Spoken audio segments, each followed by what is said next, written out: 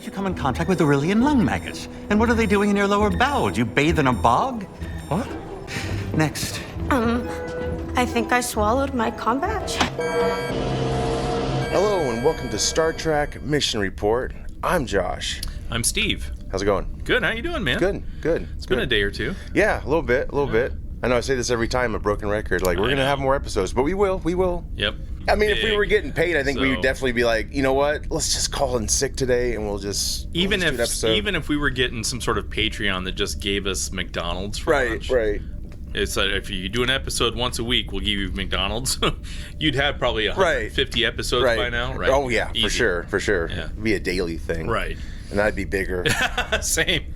Probably have IVs hooked to us and Right. stuff. Jabba the Hutt stuff, you know. Right. For you today, we have some news items we're going to discuss. Also, we're going to discuss Star Trek Con. Last episode, we just started listening to it. So that finished back in November, I think. Yeah, it did, yeah. Yeah.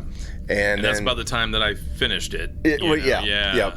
I was behind, but also I was driving a lot, so I had it in the car. Oh, sure. It was perfect. Well, that's great, yeah. Traveling back and forth, it was just like, Well, that says a lot, though, because you didn't get sleepy. Yeah, it was great, because, traveling between here and Omaha all the time was just, it was beautiful. Sure. Because I could listen to that, and absolutely. time flew. Yeah. It was good. Nice. And then we also watched the first 2 episodes of Starfleet Academy. Yep.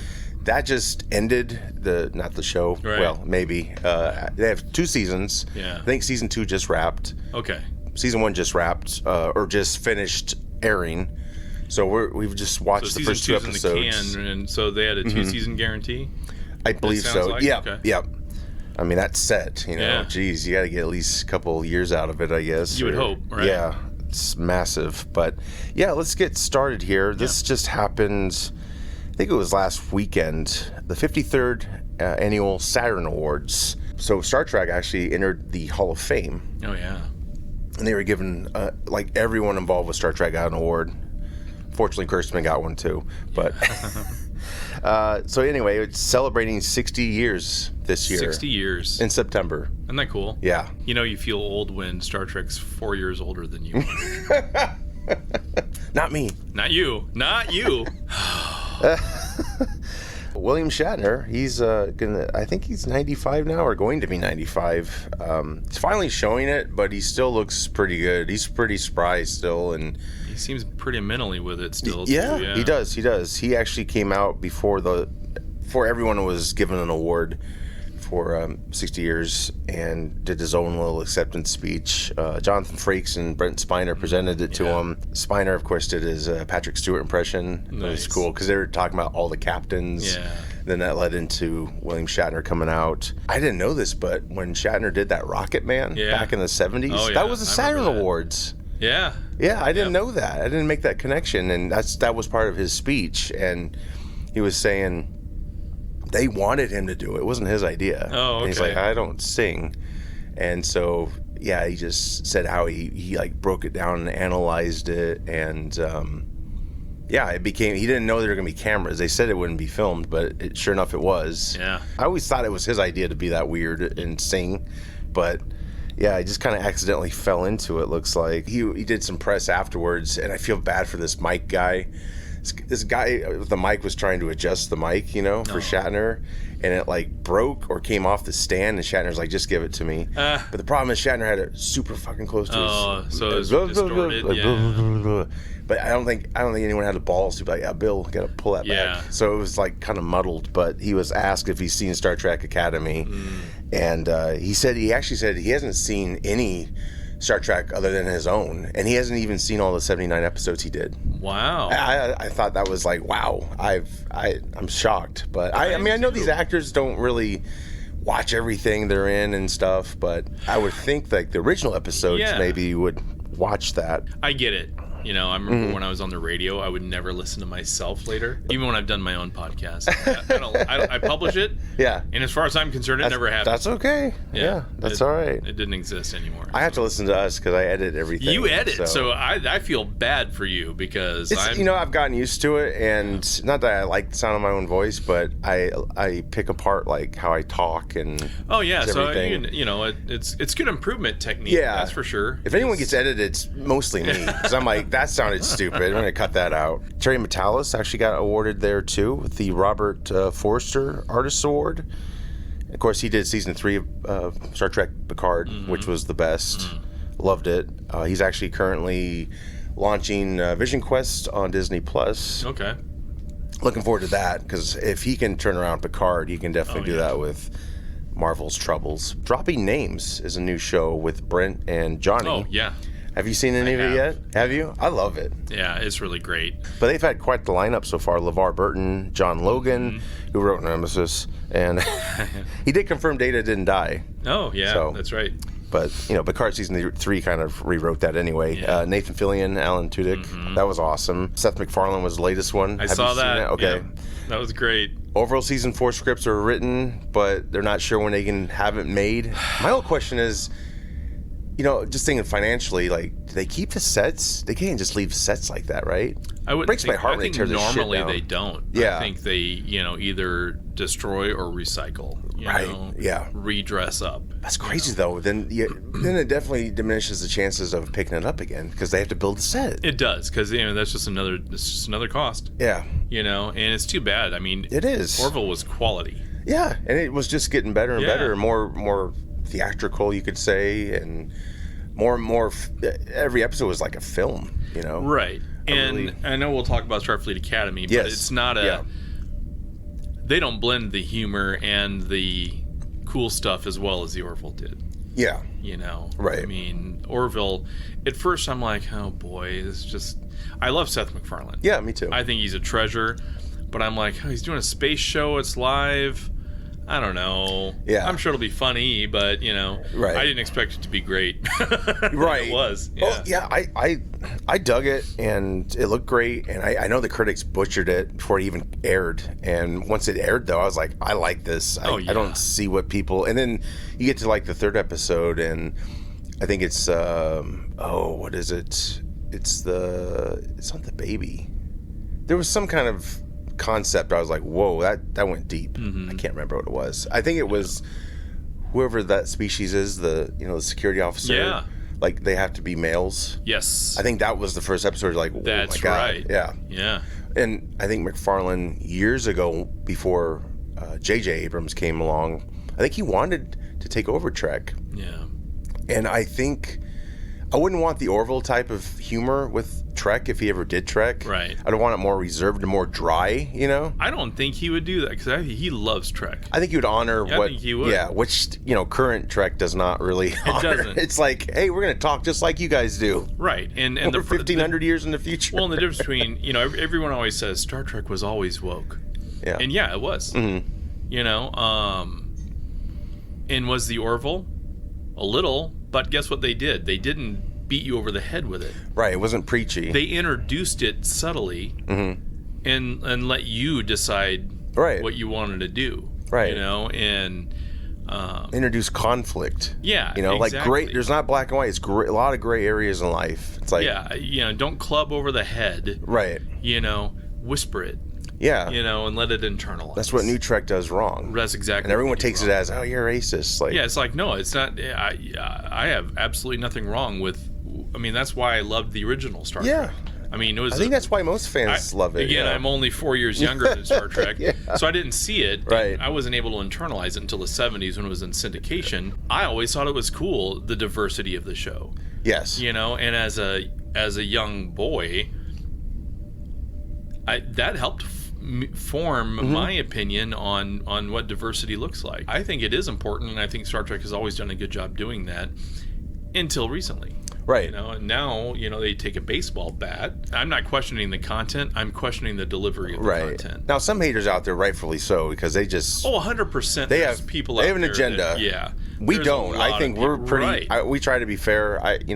Oh, yeah, because we'll talk about Starfleet Academy, Yeah. and there's great things about it. Yeah. Honestly. Yeah. Yeah, I think there's pros and cons to And everything. there's things that really aren't that Right, good. But right, there are some right, cool things. right. It's that whole, it's not what you say, it's how you say it. Right. Which is like, I love Jonathan Frakes, and I think he says this kind of so he can have a job with Star Trek and all that directing, but, he was saying, like, he had an interview with IGN, and he was comparing a hatred today to Kurtzman's Trek to their TNG days. I honestly think it's totally different, though. Like, I get what he's saying. I think there's a small percentage of that, but if you look at TNG, it pretty much honored everything that came before it, and it was trying to be its own thing. It was, and I remember all that because I was very much aware and watching, and, you know, the hate they received was strictly around, oh, it's not the same as the original series. Yeah. You know, how dare you give us something other than Kirk, Spock, McCoy? Yeah. It was more anti-change. Yeah. You know, so I mean, I think there's a lot more layers, justified and unjustified, you know, with the hate that they receive. Ever since Enterprise, everything's been a prequel to the TNG, except Picard, obviously, and Lower Decks and Prodigy, I think. But it's funny how they've rebooted in the weirdest, or remade in the weirdest way. They remade through rebooting, you know, like with Discovery. It's almost like those haters, initial haters that wanted Kirk, Spock, McCoy. It's like full circle. Like, we're getting them again. Yeah. And it's like, wait a minute, what? Right. At least TNG didn't try to recast and... Exactly. You know? Yeah. So I think ever since they've gone down this prequel route, they're trapped. And that's why looks have changed. Yeah. Technology has advanced more than it should, matching the original series and so on. Enterprise, I think, did the best with the whole prequel. It was the first one to do it. They really kept it, like, they were really careful not to get too advanced. They weren't too flashy with it. Yes, you know? Exactly. Yeah. Even went to the actual Enterprise eventually. I think one of the Mirror episodes. Yeah. But everything was like pristine, just like it was.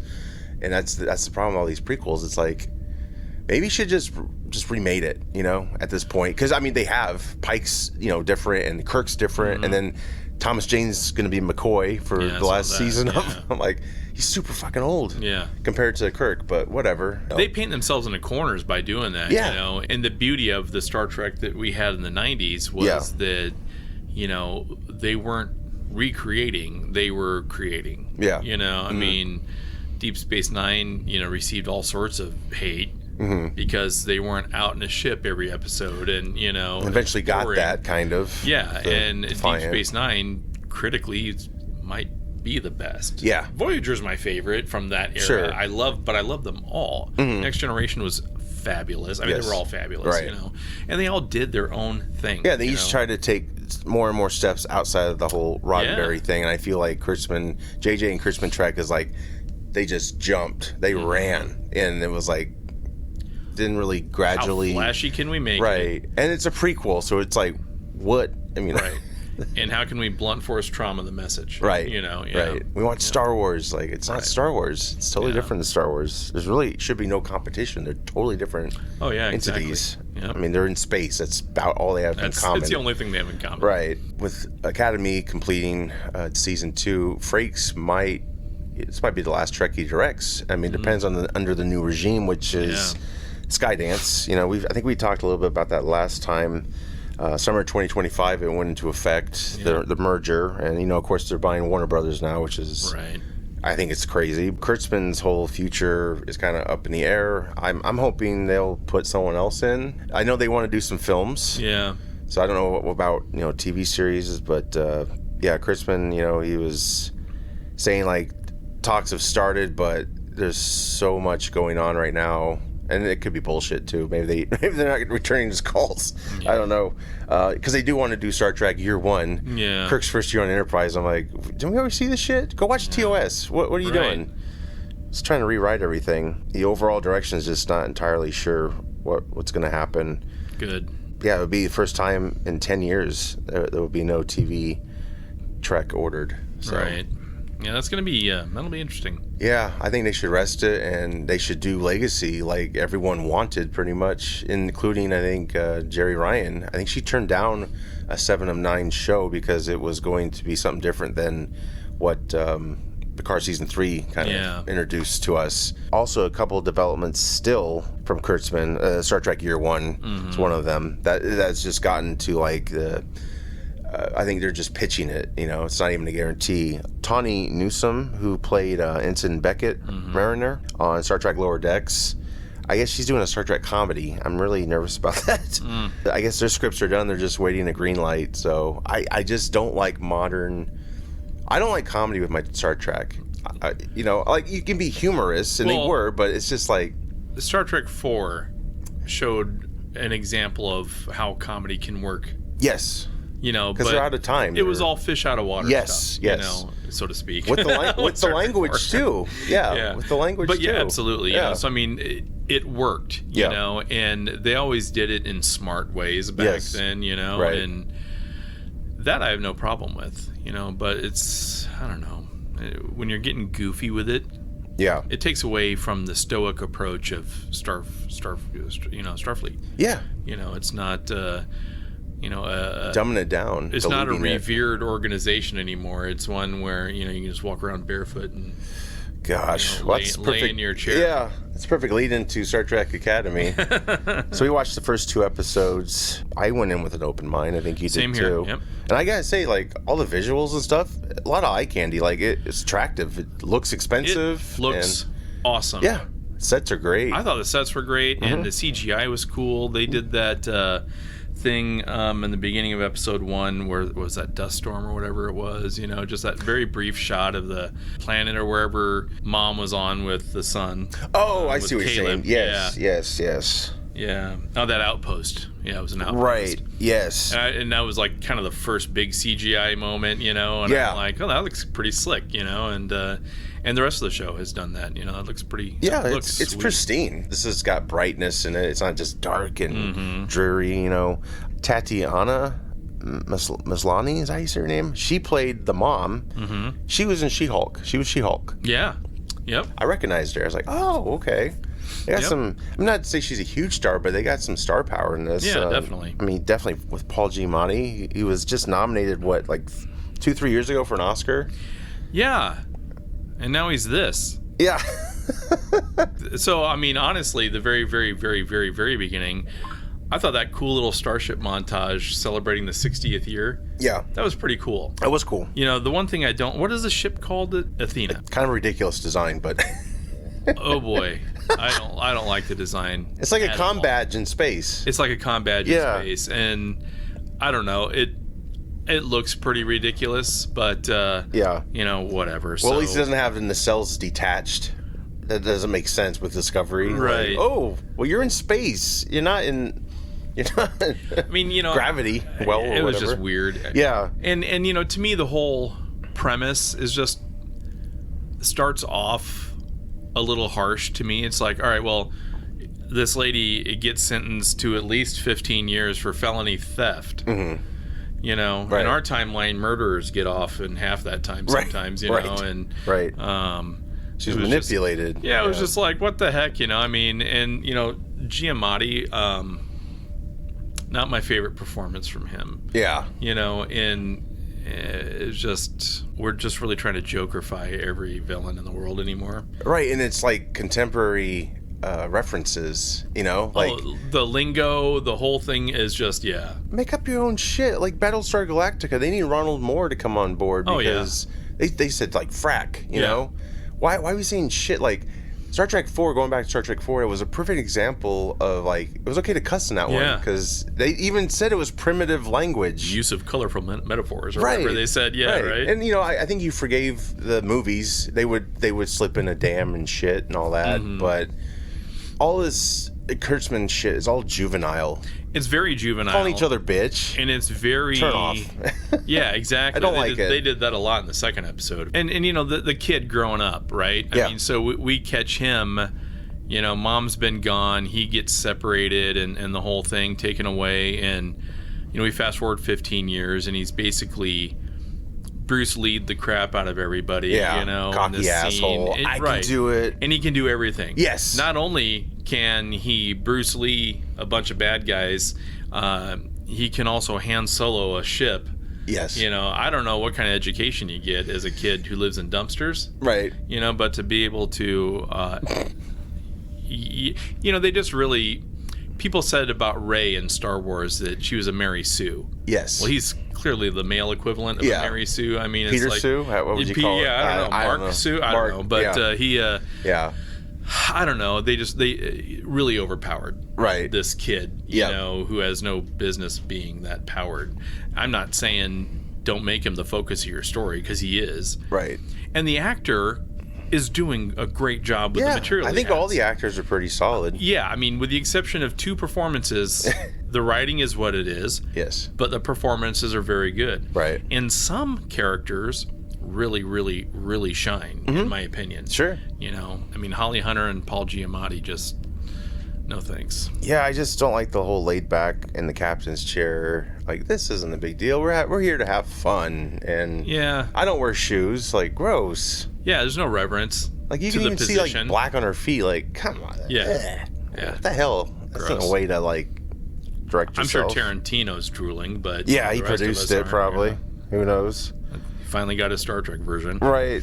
The other problem is, so it's such a big ask. Even since Discovery went to the future 1,000 years, it was a huge ask, because it's like, how the hell are you going to imagine, you know, how the future is, especially 1,000 years from it, when you already have a lot of technical, you know, advancement. You need better writing if you're going to do that. Right. And that's the problem with the whole prequels. Like, it's all about writers. Like, if you're in a corner, a good writer can get you out and can figure out a way, but not these. And the idea of going 1,000 years in the future is so freaking cool. Yeah. You know, because that's when you have a chance to actually experiment and do things from a sci-fi level that just haven't really been done. But that's where you need the writing to be able to match the concept. Exactly. And I think they did that to get away from all the like critics, because it's like, but then they did Strange New Worlds. But if you do that, do it right. Right. You know, I mean, you know, don't just jump for the sake of, you know, getting out of the deep end of the pool. Killing an AI or whatever it was, which they killed before they even jumped, so I'm still lost on that one. Right. I like Admiral Vance.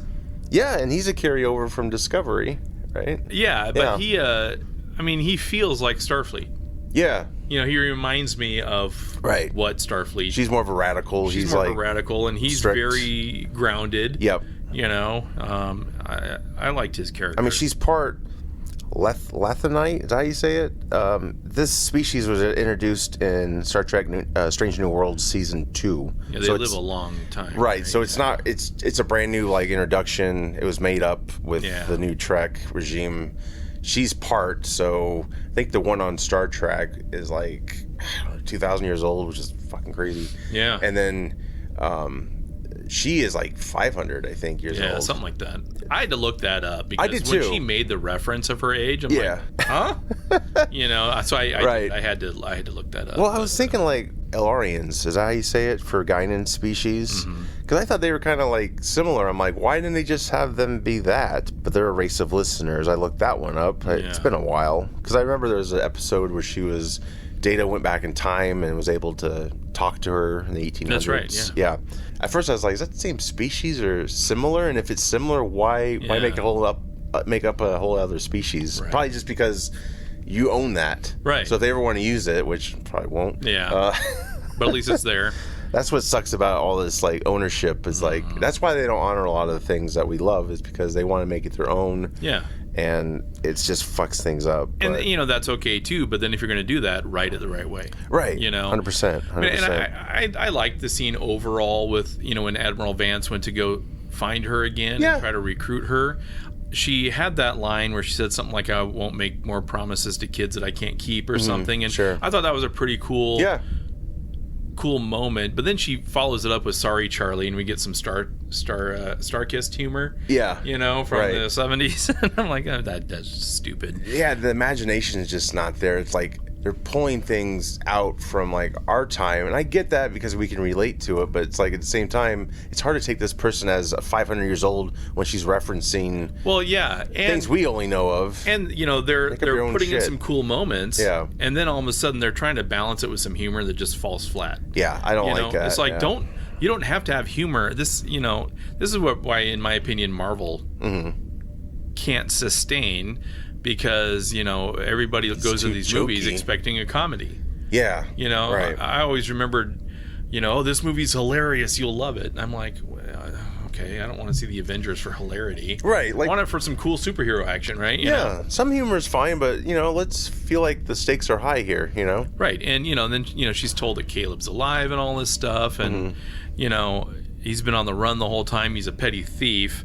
So besides That's never been done before. Yeah. So besides mastering Jeet Kune Do and being a Han Solo level pilot. He's the one. Basically he's he's schooling them. He's schooling them. He's combining Star Wars and Star Trek universes the way he acts. But I don't know. I love the color grading. I love how the series looks. I love the CGI. The uniforms are nice.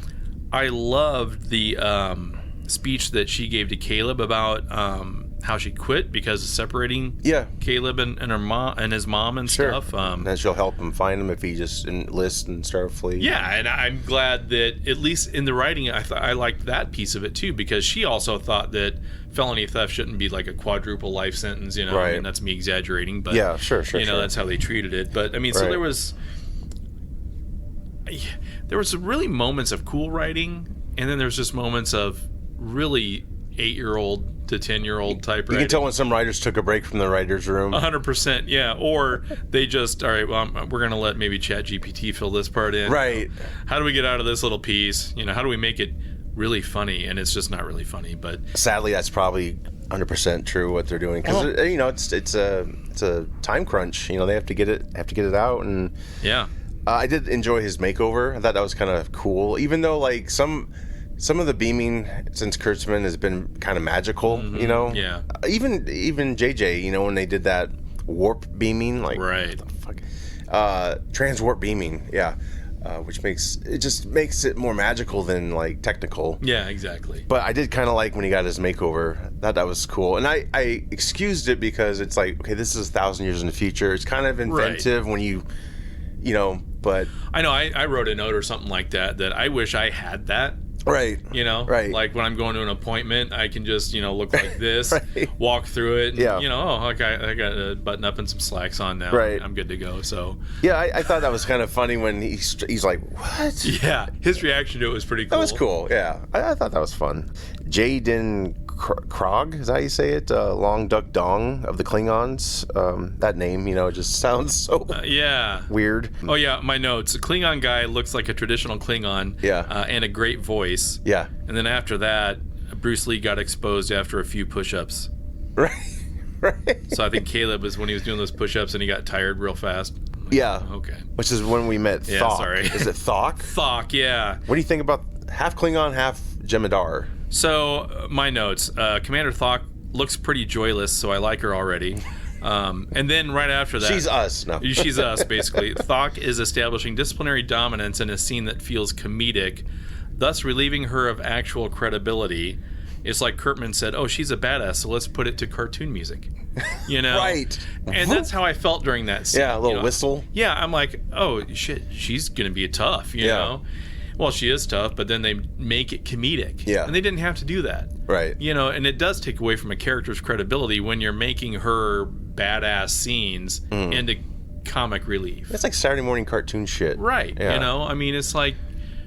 They're just trying to dumb it down for like kids, but it's like you were a kid when you watched it, and I was a kid, and I loved it. I didn't need to be dumbed down. The more we dumb it down, the longer people stay dumbed down. Right. I mean, the longer you are as like just a juvenile, like right, bitch. When I'm watching something and I see a concept that maybe I'm not mature enough for, I mean, if I'm interested enough and they do it the right way, I try to figure it out. Yeah.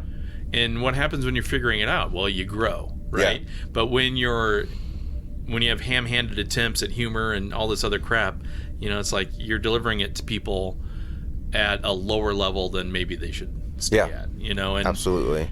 And the actress who is playing Thok, has chops and she has a presence. Mm-hmm. Take advantage of that presence. Yeah. Because at her first introduction, I'm like, we got a tough character. Yeah. This is gonna be cool. Now I will, like, the haters out there, or the strict nerds of Trek, because I'm not that way, but I get it. Jemadars, I guess, are all male. They're genetically engineered, so there's really no parents. Right. But I forgive it again because this is like 1,500 years from when we first got an introduction to them. This is a long time forward. Yeah, one of them could have escaped the nest, and so it's possible. Those changes don't bother me in the slightest. No, it's possible. Yeah. So 100%. I don't understand that. It is funny how many we got 2 characters that are half Klingons. Mm-hmm. Her and Braga. Yeah. Paul Giamatti's character. Klingons got busy. Yeah, they've been around. Robert Picardo is definitely welcomed back. I love him. I think the Voyager Doctor in all caps and like 60 exclamation points. Nice. Seriously. Yeah. No, and he pretty much picks up where he left off. He's older, which his character's older too. I think he said something about he turned his age off after 500 years. Something. Yeah, he did something like that to make everyone else comfortable around him too, or whatever. Right. Yeah. So I mean, it was a good you enough had to explain it, which I get it. Yeah. But it was good enough, and I got it. And just seeing him and his delivery is just masterful. Yes. I didn't look this up. You've seen more Voyager than I have. Was he into opera? Oh yeah. Okay, so that's a carryover. Oh yeah. I didn't know if it was a whole new thing or not, but good. He's a professionally trained singer. The actor is. Okay, because. Yep. Well, so they used it in Voyager, and now they're using episode it here. 2. He was singing. I was like, that sounds like him. Yeah, like, he's a professionally trained singer. That's awesome. He's phenomenal. That's creative writing for you. It is. This is where that writing balances. It's like, there's so many cool moments, and then what the fuck is this? Yeah, he's diagnosing people, and our main character has like some kind of. I think it's the same thing Kirk got given when he. With his eyes. He has lungworms, I thought, or something. Or maybe he was comparing what parasite he had to that. But I think that was kind of like a connection to, even though it's not connected, because it's all over the place. Mm-hmm. Crispin JJ Trek is just, it's bonkers. So you got 2 different actors playing the same character with Spock and Kirk and all that. No, but yeah, this is when we meet Cadet Badge Eater, which I think that's the first negative, really. That was the first thing that. I mean, there was already some questionable. I ate my badge. Yeah, she eats her badge.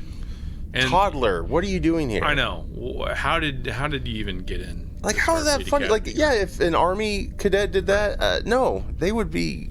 And in episode 2, when the Beta's Zoid guy, the leader guy, is talking about, standards it takes to get into Starfleet and, testing and all this.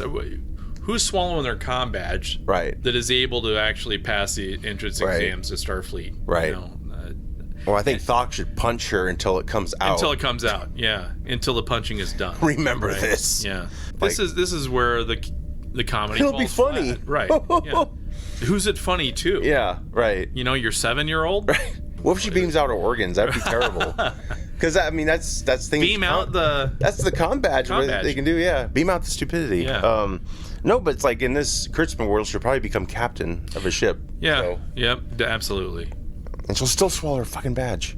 Admiral comm badge swallower. Yes. Yeah, there's a lot of interesting cadets. I think the dynamic's pretty good. I don't like the PR campaign they had where they're all like on the field, like, we're friends. Yeah. It was like so CW. Yeah, right. Right. I just didn't like that, but I do like the characters themselves. Sam, I'm not a big fan of the hologram. Hologram to join. It tries too hard, right? Yeah. Yes. Yeah, it's like she's out of a Disney movie show cartoon or something. She's just it's just odd. And yeah, another example of it, and I hope the girl who plays her gets an upgrade in the show. Well, I just don't like the hate that the actresses I like the actress. I think it's not their fault. It's totally the writing, Yeah, it's like Discovery. She's doing what she's told to do, and so in that sense, she's doing it just fine. She's directed to do it that way too. But it's like, I don't know, it's just, it doesn't fit. I hope they give her, and she's had some cool scenes. Yeah. But I hope they give her some better development. Sure. And get her out of this infantile mode, right. She's programmed as a 17-year-old, but she's like 4 months old. So she acts more 4 months old than 17. Right, and again, not her fault as an actress. Right.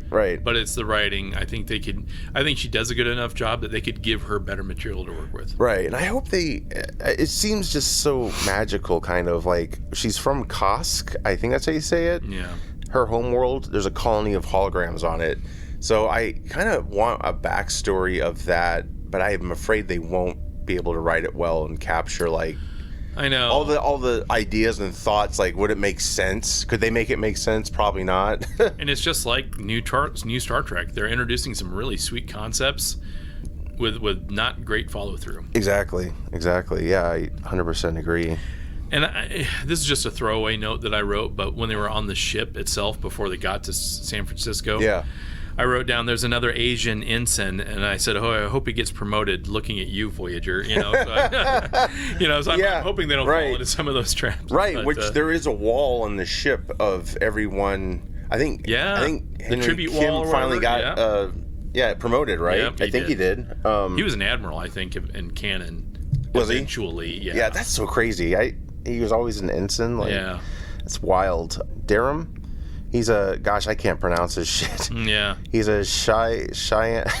I don't know. First of his species to join Starfleet. He's semi-aquatic. He's got gills, and he can transfer into human form because Oh yeah, he's the bully type character. Yes, right? He's an asshole, but he does a spacewalk, which was pretty riveting. Yeah, I was like, oh, that's interesting. Like, why wouldn't he just look like that all the time? Probably because he doesn't want to go through 10 hours of makeup or. Well, yeah, and they did. It's a budget. So I'm of two minds on that character because they introduced him as complete douche nozzle, but obviously he had some redeemable qualities, and when push came to shove, he did the right thing and all that. So.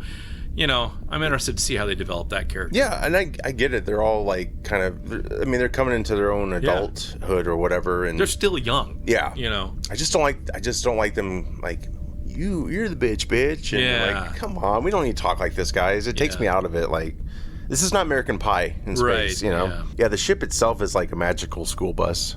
Yeah, right, Yeah. It's like that's kind of bad to have everybody on there.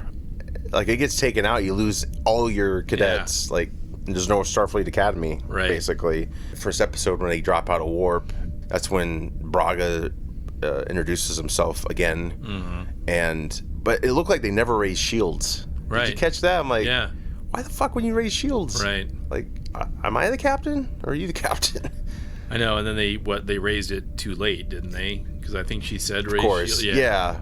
But the minute they came out of that, I'm like, it's not gonna hurt to put your shields up. Yeah. You don't know what's going on, because that was the whole idea. Was like, oh, there's some kind of storm happening. It's weird, and then her back and forth with him. It's like flirtatious, kind of, and weird, and it's like, I know, it's like, get a room already. And you're gonna kiss? Like, what the fuck? Yeah, I don't know. It was just too silly. But she wasn't like that in the beginning of the show. No, she transformed, and this is where. This is where the writing is just bad in spots. It's like she goes from strict, excellent stoic speeches to 11-year-old in a chair. Yeah. And it's just warp one. Yeah, it transforms way too much from someone that you can respect to silly. I mean, maybe she's just on edibles. I don't know. Yeah, she mellowed the hell out. She might be either coming off the edibles when she's having a good scene, or really on the edibles when she's not. Because even some of her one-on-one moments with Caleb, those are really strong moments. And some good character building and that sort of thing. But then you run into her when she's doing that stuff, and it's like, Jesus Christ, I'm checking my phone. Right. Episode 2, again, middle fingers. I'm like, really? We're doing this? And how much spitting are they doing on the ship? Do you notice there's like eating scenes? Yeah. Like, is this a National Lampoon's comedy? Right. What are we doing here, guys? Yeah. What's the janitorial staff think of all that? No shit. Well, yeah, I remember that he threw that apple into the garbage can and then it caught it and threw it away or something.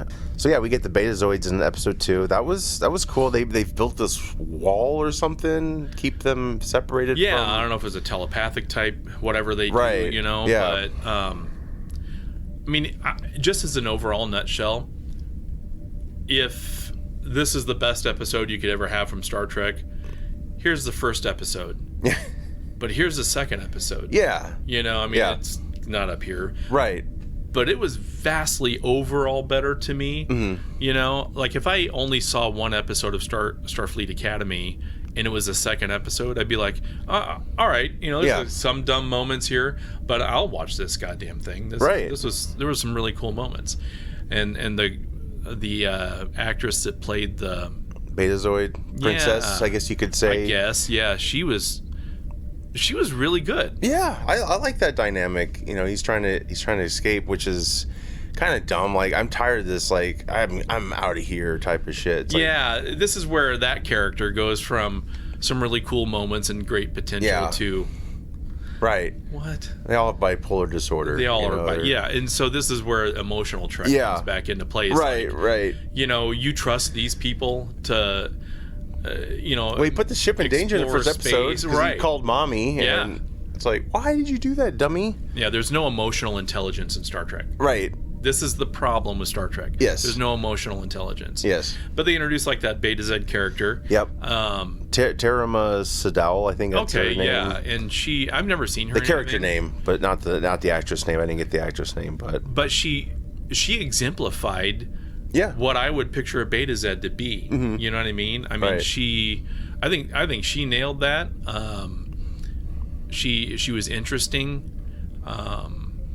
She liked Humpback Whales. That was kind of a cool nod. That was really sweet. I mean, I know it's low hanging fruit to fans. You know, it's like, low hanging fruit, but you're in San Francisco. Why not take which that the setting alone? Fruit? Yeah, the setting alone's great. Like I'm happy we're in San Francisco. I'd have thrown that scene in. Yeah, I mean, and I thought that was pretty cool. Now, was it like that?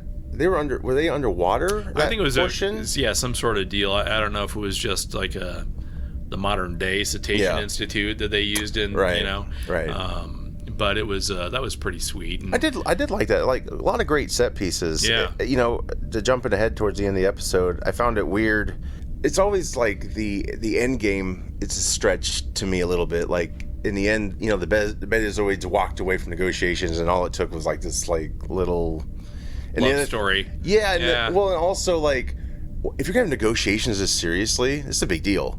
Why would you do it in front of an open forum with all the cadets? That just doing felt it in front of weird. the class. Yeah, like I get it's like a learning activity, but maybe film it and show it to them. But yeah, it's like having Mideast negotiations in front of a college class. Right. Yeah, exactly. Like I was a little goofy. I get it's interesting because you got all the characters and stuff, but it felt weird. Like maybe you should be somewhere else. The negotiations I don't think should have been like that. Yeah. I like the party scene, you know, you got the Doctor and the Opera and all that stuff. Yeah. And, you know, that makes sense to me. You know, it's like, you know, post negotiations. Right. You're having this little get together type deal. You saw that on TNG a million times. Yeah. You saw it on the original series. Right. You'd always see that on every series. It was like a trial. And it's like, no, this is negotiations. Right. And you know, everybody's witnessing it. That's in a ready room. Yeah, you know, or whatever. That was just, to me, it just felt like a way to include everybody. You know, it didn't make sense. Right. And then this female character, she's like very advanced. I mean, they always have to have people who are like very advanced and all this. I'm different. Yeah. She's got like this inhibitor that I guess she could like Xavier your mind probably. Now I didn't look this up, but the actor playing her father, I wonder if I'm guessing he's deaf in real life. Maybe because they did sign language, which I don't think Betazoid ever did that. It was always through the mind. So I was wondering, why didn't they communicate through the mind? Yeah, I was wondering that too. I think that would have been better, like especially with the brother and sister dynamic. You know. Also at the end, not only did the negotiations go well, but both his kids stayed back and joined Starfleet Academy. Yeah. And the kids like them. You know, like he's got the same mannerisms and the brother's. He's douchier than the other guy. Yeah, but he was reserved when we first met him. But then he became a total like party brat, you know, dorm or total frat geek. Yes, you know? Thank you. Yeah. Yes, and then she, who liked whales, joined the War Department or the War. What do they call it? War Academy or some War shit? Academy. Yeah, I'm like that's really far away from whales. But I think she just wanted to see him. We'll see. I mean. They're going to have to end up in the same room again, so we'll see what happens with that, you know? Yeah, because, I mean, I thought she was an interesting addition. Yeah. It felt very TNG, the way they treated the Beta Z stuff. Yeah. I was not unhappy with it. No. The sign language, that was a little weird to me, but again, you know, whatever. I mean, it's fine if the actor's that way. I get Right. that's kind of cool, and I understand. I mean, we don't know everything in Beta Z. There's probably some deaf ones on the planet, but yeah, I just think some of it would have been more creative if some of the dialogue would be in the mind. You know? Right. You know, show off their powers. Show off their powers. Yeah. I mean, there needs to be some better emotional intelligence. The whole, and as much as I like the Beta Z character, girl, she it felt forced when she found out that he was trying to find that planet. You know, because that's where his mom was. You know, so I mean, there's still contrived writing. You know, again, that's not her fault or the guy that plays Caleb. That's not their fault. No. You know, but it's the writing. But it's got some growing to do. I don't know if it'll ever get there. I don't know if it'll get there. I doubt. I don't have hopes that it'll get there. You know, when I start seeing those kind of characters have stronger, I mean, and when I say better emotional intelligence, that doesn't mean take away the fact that, you know, everyone has issues and no one's perfect. Yeah. You know, but to be in Starfleet Academy or to even, you know, be in charge of a starship, you need to have a little bit more, you know, emotional intelligence to do so. You know, you can't just be It's not for everybody. It's not for everybody, and, you know, it's not for, you know, 3-foot tall barefoot weirdos. With jacked arms, man. She works out. She does work out. Great actress. She just, I don't know. It's just weird writing. It's like, I'm Holly Hunter. They're like, I'm gonna do whatever I want. I'm like, okay, yep. Which is rightfully so. Right. You're an Oscar winner. So, you know, I don't know. It's like, I don't feel like they're taking advantage of her skill set.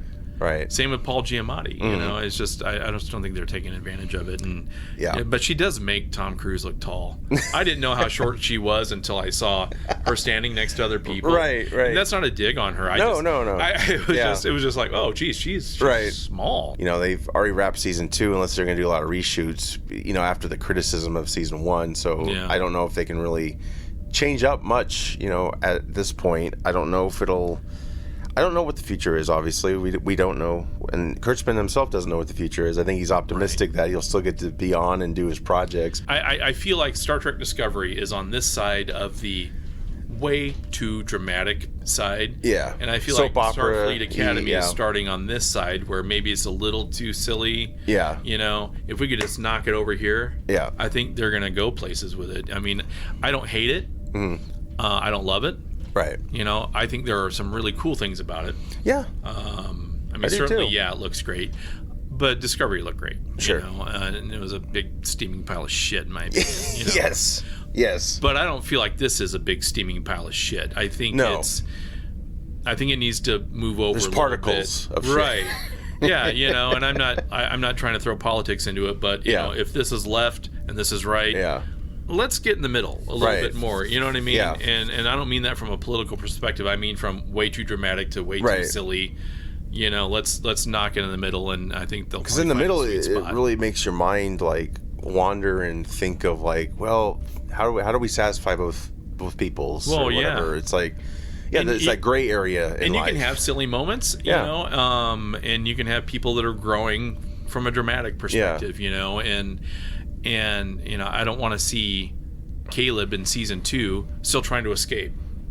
Right. You know. Right. Yeah. Are we going to see that? And my gut says probably. Yeah. You know, is he always going to be this rebel, and he always has to be, you know, pulled back in? There needs to be some growth at some point, you know. And I don't know.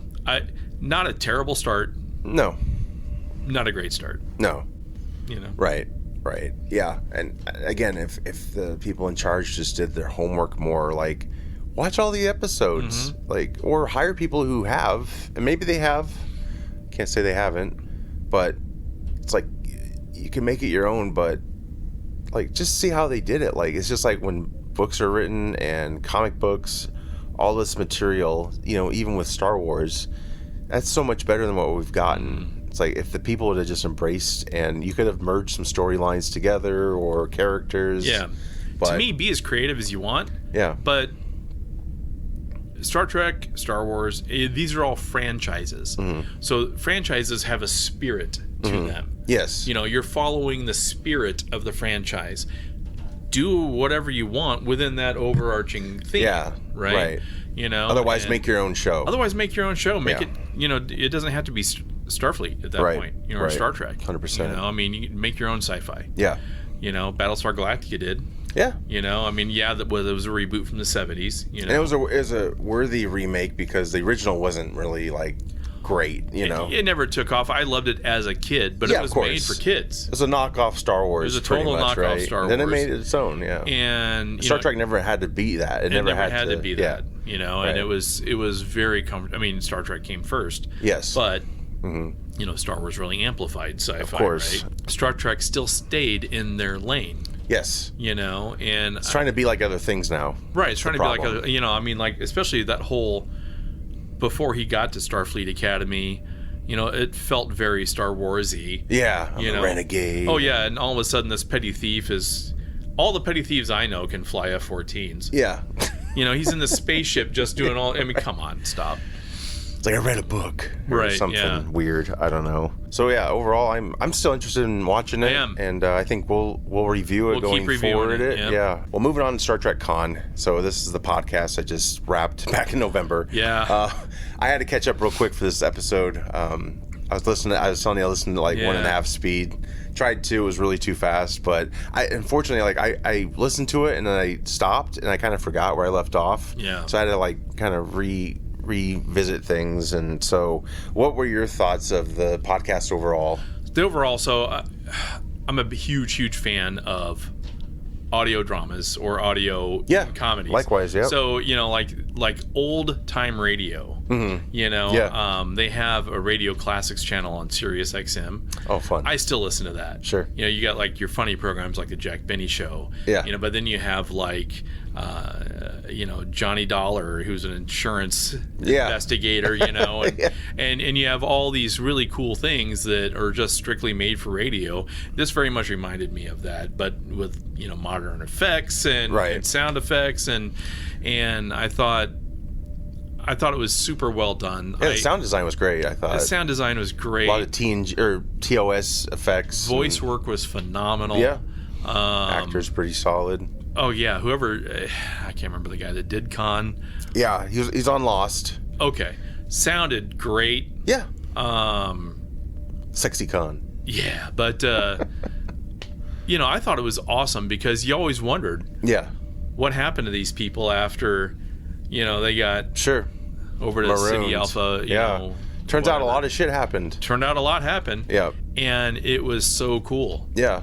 From planet dynamics and the shift of 5 being destroyed, right? Oh, yeah. That was really like, wow, you got them on the ground, like experiencing this and the whole thing, and even at first, with the predators that are on the actual planet themselves. That was terrifying. That was terrifying. They had like a wild pig or something. Yeah, that was. Then they discovered the. Was it after? See, I can't remember. Was it after the 5 incident that they discovered the eels? I thought that was before. It might have been after. I don't remember. But they were there either way. It's not like 5 caused the eels to appear. But goddamn, those things are like.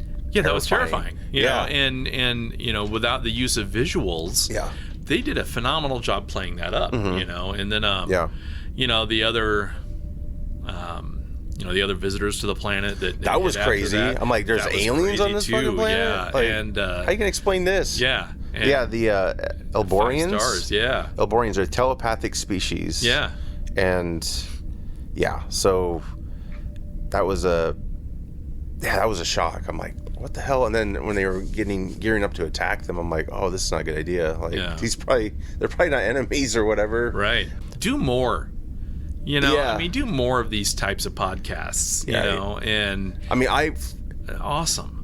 Going forward, like with the new regime, like if they could do some miniseries, like because this was originally going to be a miniseries. Yeah. I think it was going to be a 3-night deal. Yep. I would have loved that. Yeah, I would have loved. See, that's just it. Even the cast is great to be put on the screen. After listening to it, I'm like, I would have loved to have been able to see this. Yes. Same. Because sometimes it's hard for me to kind of. I mean, they do the best they can. Mm-hmm. There is one issue. The lady playing Marla. She's a great actress. I don't remember her name offhand. I'll put it right here. Yeah. She's on For All Mankind, which you need to check out. It's really good. But anyway, the only problem I had was her voice sounded like another actress's voice on the show, and there was I could a couple similar voices. I couldn't tell the characters apart, right. And so that really was distracting. Especially in the times where they had scenes together. Or, you know, yeah, you're like, is she talking to herself? Right. Yeah, so like she sounded just like someone else, and so when Khan would be talking to either one of them, I'd be like, what? Who are we talking to? So I was playing Star Wars Jedi Survivor, and the main the female character from Dathomir, she's one of the characters in Khan. Oh, okay, yeah, so, I think I remember this now. Yeah. I was just like, when I heard her talk for the first time, I'm like, yeah, I just heard her voice last night playing this video game. You know, right. Is that the same? That's funny. You know, so I looked it up, and I'm like, oh, she's in this. You know, that's pretty cool. Nice. Yeah, when we're talking about the eels, I think a lot of us picture like the small little ones that went in the ear. Yeah. These are the big ones. This is where Khan like pulled those little ones from. So yeah, that alone was terrifying. Just to think, the thought of it, and it's just how they introduced it though was great. Yeah. I mean, you know, they really put good bows and bookends on you know, what we saw in Star Trek 2. Right. Know? That was so cool. What I couldn't get around though was it was like they instantly went insane when they had these, and they were infected with them, you know, around their cerebral cortex. Yep. And I think Khan like actually killed one of his men because he was just so out of it. And I think he killed somebody else. Of course, Marla gets it too, which is like, we knew it was coming. We knew it was coming. It was set in Star Trek 2. Yep. I even watched that scene again to see if I could pick up anything different. I was like, how did Chekhov survive? You know, because it's supposed to be certain death. But then I looked it up, and I don't know if it's someone's theory or this is actually like, you know, kind of put in the details, but the thing is when Captain Terrell, he vaporized himself. Well, he killed the bug at the same time, the eel. Yep. His brother came out of Chekhov at like protest of death. That's what they said. So so he didn't get to finish what he does. He didn't finish eating his cerebral cortex. Right. So that's why that's how Chekhov survived. Because I was like, why are they acting like this is so like, this is it, it's permanent? Because when they had to like take Marla, like kill her brain or whatever, which was terrible. It was like she finally got to enjoy. I think it's like the first moment she actually got to relax on the planet because she was in this. She's at the spa. Yeah, right. Well, they do call it like something spa. Yeah. Hot spring. Right, hot spring or something like that. Yeah. But yeah, she was like, she's pregnant, which I'm like, whoa, shit. She's pregnant. So she's like relaxing in the spa, and then that's when she gets it by the eel. And I was like, oh man, that was like when I felt like it was symbolic, kind of like it's the first time she let her guard down entirely, and she got, you know, infected or whatever. What happened, And then their child was Kali. So it turns out the Oborians caused City Alpha 6 to be destroyed, right? I think it was like something with their engines, burnt the atmosphere up or something. So when that was revealed, I was like, well, why is he so mad at Kirk in Star Trek 2 then? Yeah. Like, you didn't check on us, or you thought, because this whole idea was, with this investigation with these tapes, was to prove like Kirk like deliberately maybe put them there in harm's way or something. And of course Sulu was, you know, objecting to that, and rightfully so. Right. So it was nice how they explained all that. And I don't know if, did you see the twist coming with the main person investigating the tapes? I honestly didn't. No. I started to once there was the daughter and she was leaving the planet. I was like, I wonder if that's her. Yeah. So that was interesting how she was trying to prove like her father wasn't this terrible tyrant guy, and in a way she did prove. He just lost so much that he just wanted vengeance, and Kirk was the only one basically around he could seek his vengeance on. Right. And you know what, that's what made Khan such a phenomenal villain. Yeah. Even in Star Trek 2, I mean, they did enough of explaining that he wasn't your just typical I'm bad for the sake of being bad. You know, hey, I was genetically engineered to be kind of bad. You know, but then, you know, he wanted to go start his own thing, and you know, and they let him, and it was kind of a peaceful, and circumstances happened that were just screwed up, and you know, and so those make the best villains. You know, they're layered at that point. Absolutely. You know, they're not Paul Giamatti. Right. I would have preferred a narrator maybe to kind of direct the scenes, like to put you there. Yeah. But it's just like I just found myself having to pay a lot of attention. Like I would definitely like kind of like go on auto mode. You know, I do that sometimes when I'm at work and I listen to true crime. I'm like, wait a minute, oh my god, I what just happened? totally was like blah blah blah blah blah. I think it was interesting how they would start the flashbacks, if you will, the recorded tapes with it sounding like a recording, and then it just did that transition where it was very smooth talking. Yeah. Like Hunt for Red October. Very cool. You know, when they do that with the Russian and they go British or whatever. Yeah, I thought that was awesome. But yeah, overall, I really dug it. I hope they do more, or like I said, do like a mini series. I would have loved to have seen this, and I just feel like it was Kurtzman's ego that wouldn't allow it. Nicholas Meyer wrote it, and Robert Meyer Burnett, I've talked to you about. I follow him on years ago. I still remember this. He got a hold of the scripts, right? Because it really looked like it was not going to happen, right?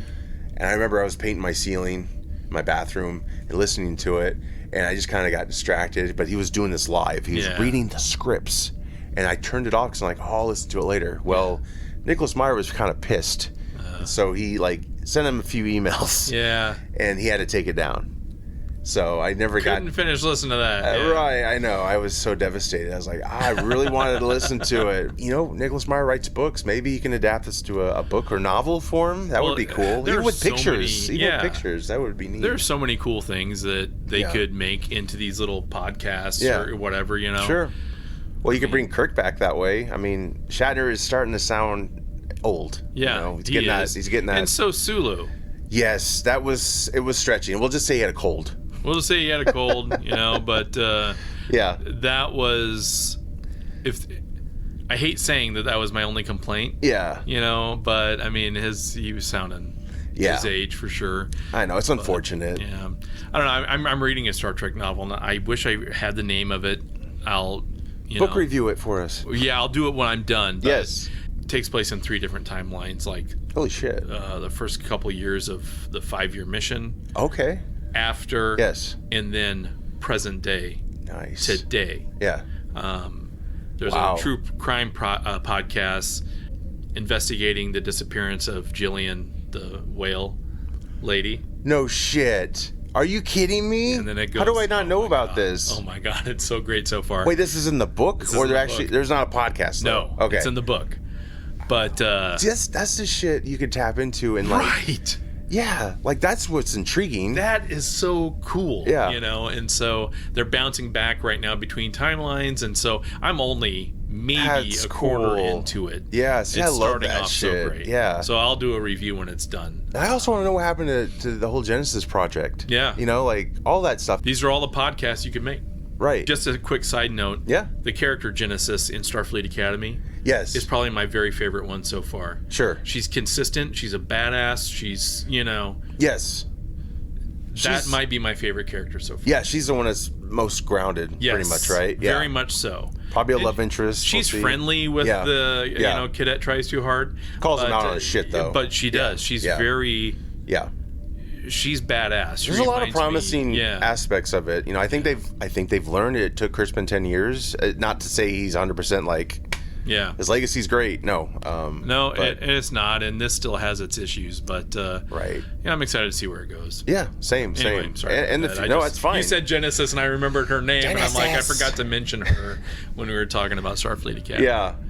No problem at all. But yeah, I hope that's what I would say if they take a break from TV. At least do a miniseries. I think that would be great.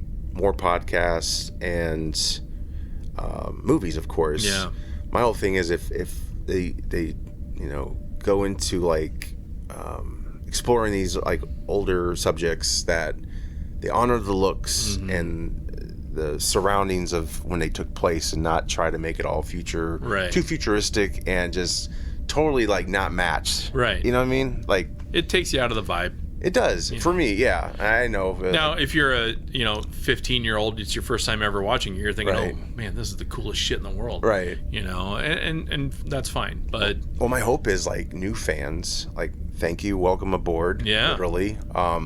As you watch, investigate it all. Yeah. If you do the research, go back and watch the first shows, and my hope is they'll see the flaws of the new shows, maybe, but you'll have to stop looking at your device so much, like the attention spans. That's the other reason, I think, to kind of give them like a little understanding, like they probably want it to be go go go go go. Oh yeah. No slow moments or pacing or whatever. And I think it's important to note that not a single one of the series were ever perfect. No. You know? Oh yeah, season 3 of TOS was terrible. Well, and Spock's brain. Every series had their stinker episodes, and all this stuff. So it's not. That's the problem now. Is like we're not reviewing Starfleet Academy thinking that everything was pristine. Yeah. Because it wasn't. It's not Oscar material. None of it. So I mean, but it also had insanely amazing moments. The stinkers were more forgiven because they were fillers, and you had 20 episodes a season versus 9. So if you have a couple stinkers in that, it's going to seem like everything sucks. Well, especially when the quality's consistent. Yeah. It's easy to say, oh boy, all right, well this episode was kind of dumb, but this series doesn't disappoint overall. Sure. So it's palatable. And I'm for a miniseries. Like, you don't have to have like all these seasons. Like, do a miniseries. Yeah. And if it's successful, do another one. Right. The BBC does it well. Right. They know what they're doing. Oh yeah, they know what they're doing. And it's just, I don't know. It's just, I still think it's not I don't think it's an acting issue. It's certainly not a special effect issue. No. It's a writing issue. It's not what you're saying, it's how you say it. Yeah, most of this modern day Trek, it's got great actors aboard and stuff. It's just, it all comes down to the writing and imagination. So it's, once you can get that, harnessed, like Metalis was able to do it. And even Discovery had great actors. Yeah. They just were given material that and made visuals, them look like they're, Yeah. And they did such a good job from an acting perspective that, it was like, well, it's so annoying because they're being written so terribly. I mean, as much as I want it to be forgotten and stuff, right? I still want the actors to be part of the family, and they are. They're on those cruises, which are very tempting to check out. Yeah, how fun would that Yeah, and the conventions. Like, there's aspects about it. Like, Saru, I do like the actor, and I do like the design. Some of it got corny, but that's Discovery, so... But the first 2 seasons, I mean, he was probably one of my favorite characters, Right, oh yeah. For sure. Yeah. I thought he was really cool. Yeah. Most creative, probably, character. And one of the coolest looking aliens I thought they made in a long time. Which was, I'm sure, hard to pull off, especially with the with his heels the way they were and all that. Enterprise, I don't feel is... I think it has a lot of issues. I haven't seen it for a long time, but, I was watching it as it came on, and I kind of just trolled off. They had to correct. And unfortunately, by the time they corrected, I think Les Moonves was like, you're done. See ya. We will be back sooner. Yes. We say that that's our tagline. So at this rate, 2027, we'll see you. No, we'll get that Patreon started if you want to give us like some hamburgers. Or whatever McDonald's calls those things. But yeah, we don't need much. But yeah. $20 a month. Yeah, there you go. Total. Yeah. We don't need per person. Yeah. Yes. Total. That'll buy us enough lunch to just. We can buy more chips for the table. Right. We don't. Yeah. Yeah. Exactly. Just give me a large fry and a quarter pounder, and I'll show up. After recording, though. After recording, that gas will come through the mics. You'll be burping all the stomachs. time. Yeah, exactly. So this episode was really great. I swallowed my combat. I swallowed. Well, with that said, I'm Josh. I'm Steve. Take care and live long and prosper. I'm in contact with Aurelian lung maggots. And what are they doing in your lower bowels? You bathe in a bog? What? Next. I think I swallowed my combat.